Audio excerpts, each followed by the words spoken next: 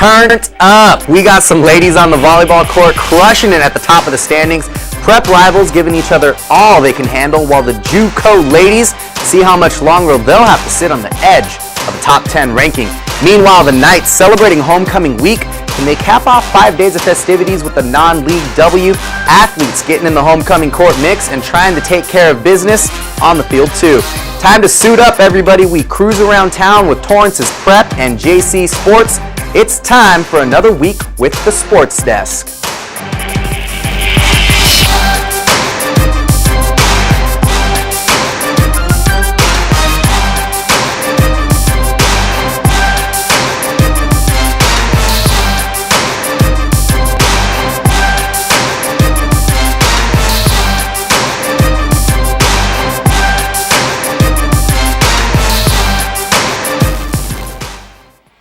What's up, everybody? Welcome back for another week with us right here on the Sports Desk. I'm your host, Wan Hernandez. So finally, time for league and conference games to start. You see, if you mark the calendar of a sports fan, there's always patterns of where to get excited. A month ago, we were just stoked to have some games to watch, but now things really count. Football, volleyball, doesn't matter the sport, you can win all the non-conference and non-league games you want in September, but you still need to take care of business against the teams you compete directly with for playoff spots.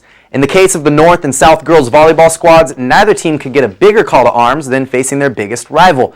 Co-Pioneer League champions a year ago, and now just turning the heat up a little more with Pioneer League matches underway. Episode number 1 of the Saxons and the Spartans 2013 battles. Haley Outen has that story. These two Torrance teams have been waiting for this game since last year after having to share a portion of the Pioneer League title. Both the Spartans and Saxons know that this game could be vital in determining this year's league champion. Oh, we're so excited. Our whole focus this season was to beat North because they're such a good team, and we played amazing. I'm so proud of us. It feels really good because we know they're one of our main rivals, so to get that weight off of our shoulders feels really good. We're going to have to see North again, but it gives us a big advantage now being one game up going into the rest of the league. It was a back-and-forth battle between South and North, but ultimately the Spartans prevailed and executed in several key moments throughout the game. Very, very happy with the way we played. We came out in game 1 and served really well and passed really well. And that's one of the things we talked about before the game. We needed to win the serving and passing game. I thought we had chances to win game 2, didn't put them away. And then I was a little worried in game 3. We were down early. And one of the things we've been talking about all year is being a little tougher. There's been times where teams have stepped up to us and we've backed down, and I was worried we were backing down there, and they stepped it back up and played really well to win game 3 and then carried it through game 4.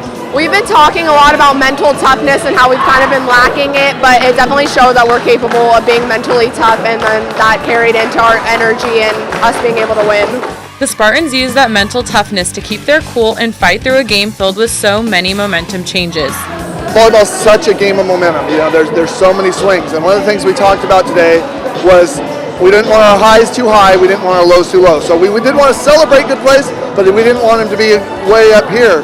So I think they did a great job of that. We celebrated, we had fun, but I don't think we ever got too down. Our coaches were always, supporting us, and they had us, okay, stay calm, play your game, and our team just loves playing with each other. So it was easy to play with everyone because we all have such good energy. South will celebrate this win, but it's back to practice for the Spartans, as they have a lot of work to do to get ready for the remainder of the season. We want to keep improving. We're going to get back in the gym tomorrow. We're going to work hard, keep passing, keep working on our defense, and hopefully keep working on our blocking and see if we can get better. We need to be ready to play them again because they're going to come after us, and we need to win league. This was a huge win for the Spartans when it comes to their quest for the Pioneer League title. South will still have to face a tough El Segundo squad and will also have to travel to North for what is expected to be a big rematch. From South High School, I'm Haley Outen for the Sports Desk. Thanks for that, Haley. Rematch time coming up for the Saxons. Last season, the visiting team won these Pioneer League matches between South and North. The Saxons get their chance for regular season redemption at the end of the month. Now, up in the JUCO rankings, like I said, the same rules apply. Winning in your conference is where the money's at. The El Camino women usually don't have a problem with that, and to show for their preseason efforts so far this fall, they're the 12th ranked team in California JUCO volleyball. Exciting stuff, and as our Jenny Phillips learned, the Warriors are creating plenty of buzz with a little support from their Elko classmates. 12th ranked Elko hosting number 22 Mount Sac tonight for a big South Coast matchup. The Warriors head into the game 1-0 in conference and looking to remain undefeated. we had to come out strong and loud, and we had been prepping for like a good week and a half, so I felt pretty confident coming into this game. And they sure look confident through the first set, overcoming an early deficit to top the Mounties 25-20. Determined to make it a game, though, Mount Sac coming out strong in the second set, jumping to a quick lead. Going into the game, we try to focus on not making as many errors and forcing the other team to play. I mean, we did make a few errors, but we also picked it up in other areas. But the Warriors fighting hard to get back on top, finally taking the second set 25-19. Our team is actually mentally tough, so once we figure out the mistakes that we need to fix, then the game is pretty much ours. We figured out what we needed to limit, what errors we needed to limit, and then we did it. We just all had to talk it up more on the bench and on the court, and then it helped having the people in the stands all cheered up. Elko with their best crowd of the season tonight to help keep the momentum going on the court. The Warrior football and basketball teams filling the stands and keeping the gym loud. It definitely helped us, especially in the second game when we were down. So it kept the momentum not on their side. Even though they were up, they looked like they were down. It was really good and very energetic, and it kept our momentums all up. With all that momentum and energy, the Warriors take the final set with ease to sweep the Mounties. All our hard work from preseason, from spring to summer, it feels like it's all paying off, which is a good thing. So we're all happy and we're ready to keep working. I'm pushing for no more losses until playoffs, so that's what our team goal is. We've grown to have this chemistry, it's been slow, but I don't know, it just feels like we've been playing forever together, which is good. I just hope it keeps going. Now the Lady Warriors have high expectations for the rest of the season. From El Camino College, I'm Jenny Phillips for the Sports Desk. Thanks for that, Jenny. The Warriors continuing their usual Wednesday, Friday weekly schedule this week, taking on two more South Coast teams. The Warriors in football pads, not so fortunate this weekend. They suffer the first shutout of their season against Bakersfield in the Peace Pipe game. One bright spot for the Warriors, in spite of the shutout, it is their fourth time in 6 games this season. They've piled up 200 yards or more rushing. And that is a key to remember, especially now, because next up for the Warriors is the former number 1 team in the state, Riverside. They'll host them at home in Murdoch Stadium. All right, break time. Coming up, Bishop Montgomery's homecoming week. Tons of excitement on the campus, but the Knights have business to take care of after dropping 2 of their last 3. Time to get back on track.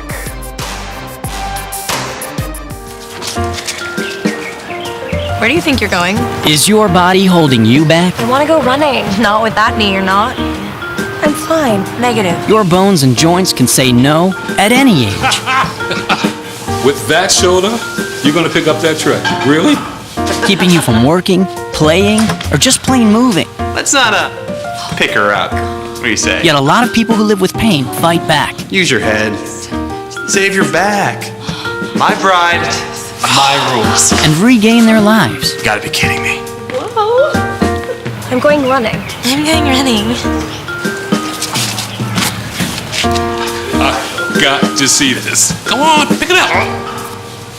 Fight for your mobility. Find your own inspiration at anationinmotion.org. A message from the American Academy of Orthopedic Surgeons. Come on. I'll take it from here. We have a job to do out here today. To be a winning team, you have to work like a winning team. My team depends on me. And my team is 50,000 strong. Looks like a lot of work's going into this. This is what it feels like to be part of a team. A winning team. The Action Team. Are you ready? Action Team! Action! Get in on the action at actionteam.org. Are you in? What's up, Torrance? Welcome back to the Sports Desk. Going to give you some more highlights in just a minute here, but first, let's check some prep football scores from this week. Now, if you remember the beginning of the season, even up to last week when we've talked about West High football, we've talked plenty about the challenging October the Warriors would endure. 3 of October's matchups featured the only 3 teams to top West last year: Redondo, Miracosta, and twice CIF champs Palos Verdes. Well, crunch time is here with the Warriors carrying a 5-0 record in the Bay League play, looking to avoid that same 3-game losing streak from 2012. First league game, no dice. The Warriors are handed their first loss of the season, and it's a crazy one. Coach Holt's men unable to get anything going most of the night until late in the third quarter. West comes back from a 21-point deficit to tie things up with 15 seconds left in regulation. A comeback for the ages, only be dealt a major blow in overtime when the Mustangs finally turned things back on. 2 plays, 25 yards, and a touchdown by Sebastian Frank Love, making the Warriors' first loss of the season, a heartbreaking one. The North Saxons doing their thing over in the Pioneer League. They open things up against the Apaches. Centennial scratches out a first half touchdown to take a 7-0 lead at halftime. North comes out of the locker room with a vengeance, scoring 28 unanswered points to run away with one on the road. And while everyone else around town seems to just be getting their league season started, at Bishop Montgomery High, it's been go time for a while now. 3 weeks deep now into their Delray League games, the focus on winning the ones that count couldn't have come at a better time for the Knights. Since starting off 3-0, the Knights endured their first 2 losses over the next 3 games. A 1-1 Delray League start. Now, with the homecoming matchup hosting Bosco Tech, Bishop's opportunity to either jump out front or fall behind in the Delray League standings. Reina Ale has that story. After a close loss against Cantwell, Bishop Montgomery bounced back on a 43-8 win Friday night against Bosco Tech. We just really worked on playing assignment football. Everybody had to make sure that they knew what to do and where they were supposed to be on every play. With 5 minutes left in the first quarter, quarterback Luis Soto rushes into the end zone for an early lead. In the second quarter, a fumble caused by Dante de Guzman and a 5-yard touchdown run by Patrick Smith gives the Knights a 16-0 lead with just under 6 minutes left in the half. The Knights head into the locker room with a 16-8 lead at halftime, right before the homecoming king and queen announcement, and seniors Kevin Edler and Robbie Hu were homecoming court members. It was my first time senior year going to homecoming, so it's just fun to be nominated on the court, so it's a great experience. And for the atmosphere, it's always good to have people come and support you. Luis Soto's second touchdown of the game and an interception by Chris Hughes sparks a third quarter run for Bishop. Robbie Hu gets into the mix with a 20-yard touchdown run, making it 36-8. Carter London's 36-yard touchdown ends the game, giving Bishop a homecoming win. The next couple of games will be a test for the team, but according to Coach Hodgkiss, the Knights are close to accomplishing their goal to become Delray League champs. We were getting into the heart of our schedule with LaSalle and St. Bernard's and Verb, but LaSalle won the league last year. It's going to be a tough game for us. We're moving in the right direction. We just need to get there quickly, and hopefully this bye week we can get a couple of guys back with health reasons too. Thanks for that, Reina. You heard it there. LaSalle next up for Bishop Montgomery, undefeated in league, looking like the Delray frontrunners early on, but the Knights will get a week to rest up and prepare for possibly their biggest game of the season so far with a bye this week. Okay, everybody, another break right here. Couple more scores coming up, and we're also going to get the chance to meet a coach and his cross-country team as they set their own standards for how to train and prepare for a championship run. When international disaster strikes, only one type of donation can purchase clean water, get medical supplies, rebuild homes and businesses, and provide culturally appropriate foods. This one donation gives exactly what is needed for each unique disaster situation. Save lives, save time, donate cash. If I ride, I will know the way the trees smell after the rain. I will grow a heart so strong that hospitals will take Tuesdays off. If I ride uphill, I will eventually get to ride downhill. That's how it works.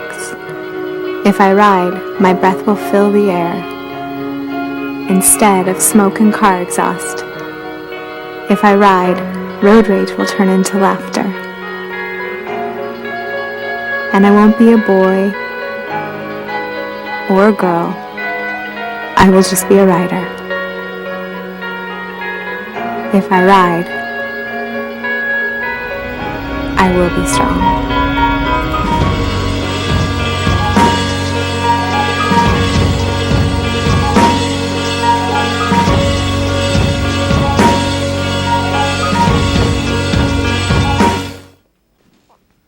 All right, welcome back to the Sports Desk studio. Another week's just running right by us yet again. So before we go any further, I want y'all to meet the Torrance Tartars cross country squad.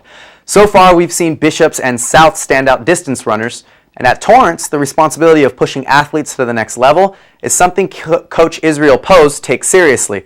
Seriously enough that he's pushing to get the ladies that run for him back into position for a CIF championship and give the boys a run at the Pioneer League. Tamara Latta has that story right here. Coach Israel Poles is entering his 12th season as the Warriors head coach, and he looks to build on last year's success.